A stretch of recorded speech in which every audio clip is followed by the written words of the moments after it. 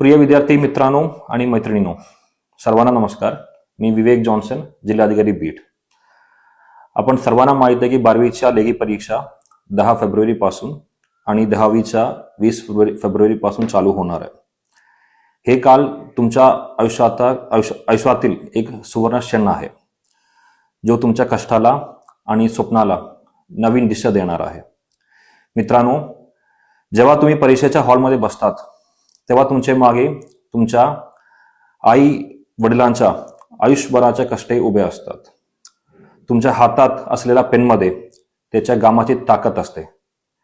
लक्षात ठेवा, शॉर्टकटने मिळवलेलं यश हे तात्पुरते असतात, पण कष्टाने मिळवलेला आत्मविश्वास आयुष्यभराचे शिदोरी असते.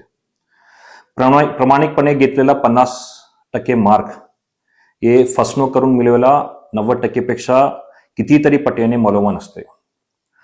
परीक्षा केंद्रावर वेळेपूर्वी पोहोचा आणि सर्व नियमांचे पालन करा. तुम्ही या देशाचा भविष्य आहे आणि आधारस्तंभ आहे. तुम्ही तुमच्या बुद्धिमत्ता ही तुमच्या खरी शक्ती आहे.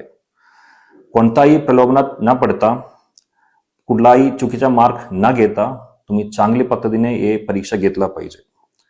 हे सर्व बघण्यासाठी आमचे प्रशासन कॉपी मुक्त अभियान हे अंमलबजावणी करत आहे.